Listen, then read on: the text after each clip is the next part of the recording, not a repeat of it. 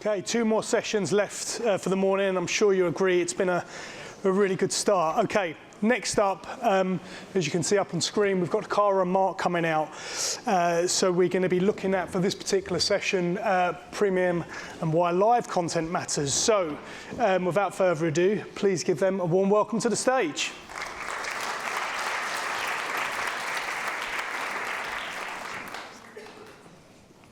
Hello, everyone.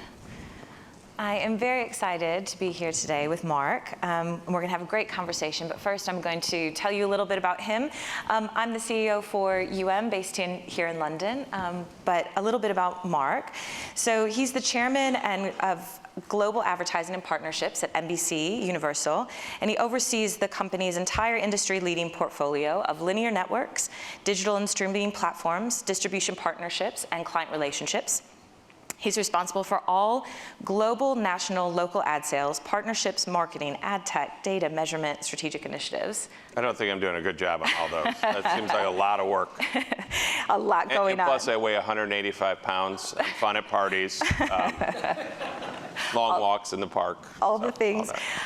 What's really fantastic is that you've also been able to do big tentpole events like Macy's Thanksgiving Day Parade, Christmas in Rockefeller Center, all of those tentpole things that happen in the US, which makes you really in tune with what relevant events are happening in the US and then how to connect your clients with them, which is really exciting. So I think we'll jump into the conversation. Great. It's okay. So I love the topics that we're talking about with future of TV and how you balance the impact of TV for clients' businesses. And I think we'll start with your streaming service that you launched in the US about 5 years ago called Peacock. And you did that with ads, which was unusual at the time. And now we've seen the industry change to kind of match what you guys started with. How are you balancing the expansion of that streaming service with your continued success of linear services? Yeah, it is amazing. Our little baby is 4.5 years old now. But when we did launch Peacock, it was unique, you're right, in that a lot of people were running to SVOD at that point, and we were very proudly standing with the advertisers and said we were building this for and with advertisers.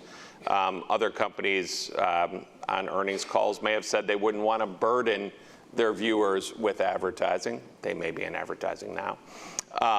But it is, we believe that what we were trying to do at that moment was to say, we also knew streaming was going to be the future, but we also knew what we were really good at, which was a combination of entertainment, sports, news, but we also saw an opportunity to do something a little bit differently. We knew we could improve the viewing environment, so that's why we launched with only 5 minutes an hour of ads that were in there, which really resonated with consumers. And then the advertisers loved it because the ad performance has been outstanding since we launched it. And in third quarter, we had over 100 monthly active users, so we think we're on the right path of finding something that works for marketers and consumers. Yeah, that balance of protecting the consumer experience with the right ads really helped the platform grow, I think, quite a bit. It did. At least from a consumer perspective, I've watched on Peacock, and I've always found it to be really a fascinating balance of ads, but really good content as well. Yeah, and we've also tried to make that experience and the ad innovation different. That was the nice thing about streaming. It allowed you to do some different things. Whereas television, you're on the clock. You have a 1-hour show, and you're going to create a 1-hour show. But even the formation of Peacock was unique in that we didn't say it, but 2 years prior, we launched what we called Prime Pod. So in linear television, the first pod of all of our primetime shows, we condensed down to 1 minute, and it was 2 30-second spots, and the ad performance jumped dramatically. So we knew when we wanted to launch Peacock, this was the format. So now what we're actually doing is taking some of those learnings we have with Peacock and bringing them back to linear. So it is a good learning cycle. Yeah, it's fascinating. So exactly what you're talking about there around the content and the shared learnings. What do you think about premium content? Where does it play within this? Does it still matter, or is it too much of a broad brush? Should we focus too much on premium? How do you think about that balance, or what learnings have you had? Well, I hope premium content still matters. I don't think I can move back with my family at this point. My parents have booted me out. But I think premium video matters more now than ever for a couple of reasons. One is because of the consumer is spending now 13 hours and 8 minutes a day with media, and most of that is with 2 different mediums at the exact same time. So the consumer is very fragmented in terms of what they're looking at. So you have to find new ways to engage them. You also can't reach them with one singular medium. I mean, streaming obviously is growing. It is the future, but we still have 41 million people that come and watch NBCU live every single day on linear television. So in order to get consumers, you're going to have to find them in all different places and find them in new ways. So I think premium content, what we've seen is the performance of premium content and live programming actually performs even better than the on-demand programming. So it's about a 21% increase in live viewing in terms of ad performance versus on-demand. That's substantial. Yeah. Yeah, that's really big. When you think about live performing, especially sport and those culturally relevant moments that we know when brands engage in a relevant way can really drive performance, how do you see that evolving? How do you think about staying competitive in the types of sports that you do choose to go after and have on your channels? Yeah, I thought Jill's presentation to start off was very interesting on that. I mean, live sports do a couple of things. One, for a consumer, consumers, when you talk to them, they still want, and they miss in the streaming world, they miss that communal viewing. I think that idea that sports, everyone's watching it at the same time. Macy's Day Parade, everyone's watching it. You can see it on social, it happens. It's the one shortfall of streaming, and typically entertainment series streaming, is it's more of a solo experience.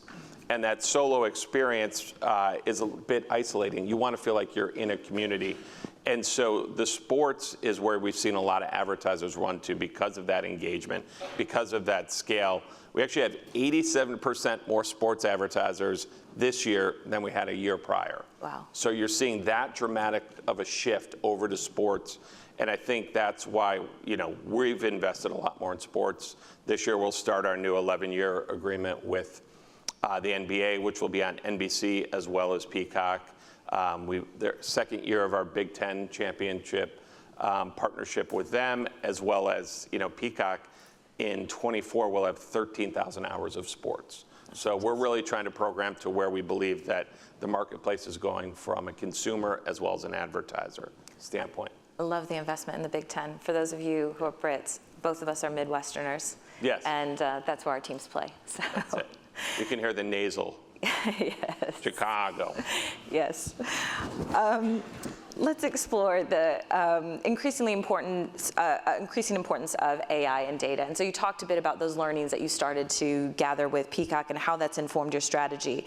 How are you thinking about building up that first-party data and looking at relationships of, as you said, people are on 2 devices, so that's streaming, what they're looking at, as well as the linear TV. And how are you thinking about building up that knowledge internally and what you've done so far versus partnering externally to help understand impact and measurement? Well, I think it is amazing. If you think about NBCU, and it'll be our 100th year in 2026. For the first, we'll call it 95 years, the only real feedback we got was Nielsen ratings. We got no first-party data back until we launched Peacock. And once we launched Peacock, you're able to now start to look at how programming is resonating, how ads are resonating, and starting to build that together. So we have been on this journey of figuring out what our first-party data has been for the past 5 years, really centered around Peacock. And we're starting to get smarter about how we're using that. How do we program pods? How do we program ads? And then you layer into, you know, what we don't want to do is build our own walled garden. So I think for probably, you know, a decade, NBC was trying to solve all of the world's problems. In measurement, we were trying to solve it in currency. It's a fool's errand to think that you can solve a whole industry's challenge on our own. So we've been much more active, you know, with the JIC around measurement and currency. We've been more active in terms of working with Nielsen, and did a deal with Video Amp as well. The challenge is with all of these things is if you're doing them and they're not scaled across the industry, they're going to fail. And I think one of the frustrations marketers say to us all the time is, great, I love what you guys are doing, but Disney's doing something different, Paramount's doing something different. And that's where we run into challenges with innovation. We start hitting a wall. So you have to be able to figure out where are the areas which I think are currency and measurement that you partner as an industry, and then from a tech perspective and first-party data is where you want to have your own unique offerings in the marketplace. So we announced this year One Platform Total Audience, which we used to talk about cross-platform, and we would do a linear plan and a digital plan, and then we would duct tape them together at the end of and we'd send it to the agency and say, this was cross-platform. The fact was that really wasn't cross-platform. So what we built was One Platform Total Audience, which is linear and digital, and at the center of it sits set-top box data from Comcast. What that allows a marketer to do now is to look at reach and frequency across linear and digital, and to be able to look at it against a specific audience. So we did a test, and we talked about it at the upfront presentation with Domino's, where we ran 2 tests. We ran both within our own programming, one a traditional buy and one a One Platform Total Audience. And the real difference was the One Platform Total Audience, what we were doing was taking the handcuffs off linear. We're allowing it to be optimized across linear and digital, and against the reach and frequency that we are looking for there. Against the 2 different mirrored plans that we started with, the optimization plan delivered 38% more pizzas for Domino's. And again, Domino's has been on NBC for 25 years, and we could improve it by 38% by using the right data at the right time. And so that's how we're using investments to get smarter. Yeah, I mean, that makes a lot of sense, because that customer experience that you're going for, the end person that sees the ad, making sure it's showing up in relevant spaces at relevant times will make a massive difference. But it's great that you've been able to do studies that help prove that out, in addition to the ratings data that you would get. Absolutely. You've been investing in SME and D2C sectors, which have historically been digital first, performance based. And I'm really curious to hear your thoughts on making TV more accessible to smaller businesses, but then also thinking about how you balance that with performance. I know our industry has been overcome by last click attribution for a long time, and I think as an industry we all agree that we have to move forward. It probably hasn't gone as fast as any of us would have liked, but how are you thinking about that, making this more accessible to small businesses, and then thinking about that measurement challenge that you've started to look at, the Domino's example being great, but what are your thoughts on it? Well, it's interesting. The Domino's example in our One Platform Total Audience has actually taught us something else, which is when I sit in a room with a Fortune 50 CMO, they talk about, I want to get to the bottom of the funnel. Then we talk to a D2C advertiser, and they're like, we want to get to the top of the funnel. And James Rook had a great chart, which he stole my information on. We'll talk about that after, James. But the VAB study, which is really an important one, you can see with those 900 advertisers, the hockey stick effect it has as soon as you go on television. Now, what we haven't done a great job on in the linear space is being able to measure that and scale that. It's a one-off that happens. So we have to figure out how do we do a better job with that. So you have these big marketers trying to go down, you have the small marketers trying to come up. And so what we've figured out in our world, and what premium video really does, is it really makes the middle of the funnel work harder. So that area of consideration, and if you think about every category that every marketer plays in, is going to grow or shrink about 1% to 2% a year. It really becomes a share game within each of those categories. And so what can you do in the middle of the funnel? Because most everyone understands the auto category and knows who a Ford is, knows who a GM, a Hyundai is. But what's going to make them get to the bottom of the funnel is that middle. And making that consideration work harder, and finding people in the right spots, and actually taking some of the, I guess, the human biases that we have out of it. So for example, part of the Domino's example was, there was this belief that Golf Channel was too old and no one was buying pizzas on the Golf Channel. Turns out Golf Channel kills it with pizzas. And so you're going to be, those are the type of things that all of a sudden, Golf Channel wasn't seeing any ads for pizzas. Once they saw ads for pizzas, it popped. Yeah. And so that's going to drive a difference of consideration in that category specifically. So what we're seeing is it's actually making the top of the funnel work harder in terms of your awareness, and the bottom of the funnel, and I know Google, who I'm sure is here as well, is going to take credit at the bottom for the last click, which is fine. As long as that marketer is seeing growth, that's what we want to be able to do and drive that. Yeah, I think it's really fascinating because incrementality testing, which is what those D2C digital first businesses look at generally day to day, because they've had the data from day one when they've started. And so they can see that more clearly, those bursts of activity when they go on TV, especially with really relevant ads. I think it's been harder for traditional advertisers have been around for 100 years to do the same thing. So looking at that funnel, they're trying to get that performance, and it's trying to get to that balance. And that measurement piece is so fascinating. And I think it's an industry-wide thing as opposed to a specific advertiser, but it's how you bring those learnings to start the hypothesis journey. Because I think what you're specifically referring to is that you have a hypothesis that, oh, I need to be further down the funnel, or I need to be up the funnel, and you need to test it and challenge every assumption that you've made. Well, especially if you know, a lot of the media mix models are decades old, and you have certain advertisers that don't want to abandon that media mix model, which becomes a challenge of, so even if you show them, they're like, but it doesn't fit on the spreadsheet. My Excel 1.0 version from 1987. That we have to figure out ways to look at it differently. Yeah, and I think that's where looking at that full measurement that you can have. So each piece of measurement tells you a little bit more about something than what you had before, but it's looking at that balanced view of saying MMMs are wonderful because they give me an indication of return on investment, but actually is that helping me grow in my category? Is that helping me with my specific brand challenge? Yep, I agree.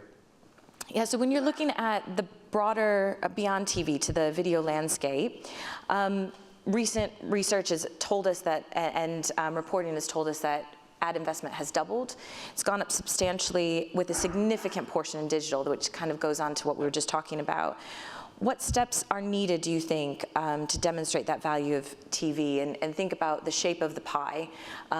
It's kind of swung more digital, but as we think about impact and what actually drives brand growth and revenue, how are you thinking about that? Yeah, I mean, we make a conscious decision to look at the whole ecosystem. We think of our advertising ecosystem as one. So streaming plays a very important role. It's reaching the younger viewers, where you look at linear and the Today Show. Today Show will have 5 million people that will tune in a few hours back in the US. Those people feel like they have a real relationship with Savannah and Hoda, the hosts that are on there. Each of those play a really distinct role in terms of it. But I think when we think about the industry, and you know, James Rook had his call to action, I think my call to action is, you know, and it goes to a little bit what we just were talking about, is as marketers, my plea is for all the marketers in the room and everywhere, we have to stop compensating agencies on cost mitigation. It is actually hurting your brands. And so by going to an agency review and focusing on cost mitigation, or evaluating a buy only on cost mitigation, is actually hurting the brand. It holds us back from innovating, it holds us back from better ROI, and it holds the brand back from actual growth.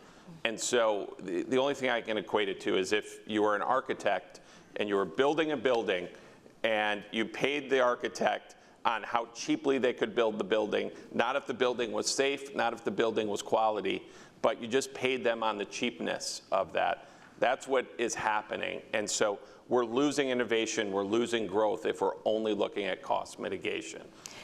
And I'm not saying that just selfishly because I would like to charge more.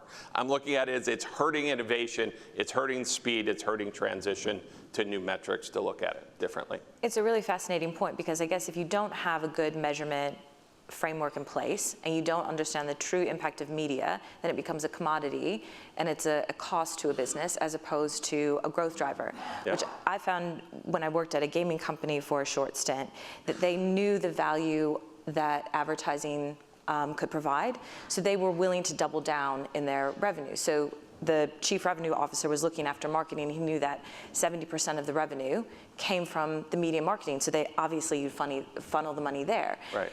but I think it's harder, and when you don't have the measurement, then it becomes a procurement exercise. So I think it's a challenge for the industry to get better at our measurement so we can see that value versus cost. 100%. And I think one of the benefits why the platforms have seen quicker growth is they have built a system, whether it's perfectly viable or not, it shows a system of where there is ROI for their investment. TV, we have not done as great of a job of that. And so that's part of what we're working on. Yeah, it makes the conversation a lot easier with the CFO if you Yes. can show really fast revenue. Well, this has been fascinating. I know we only have 1 minute left. This event is called The Future of TV. What does the future of TV look like for NBCU? Well, I mentioned this, 26 will be our 100th year. So we're like an adolescent becoming an adult.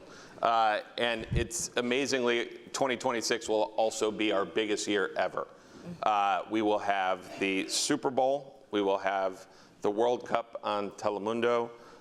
We will have the Olympics in Milan. We will have the WNBA. We'll have the NBA.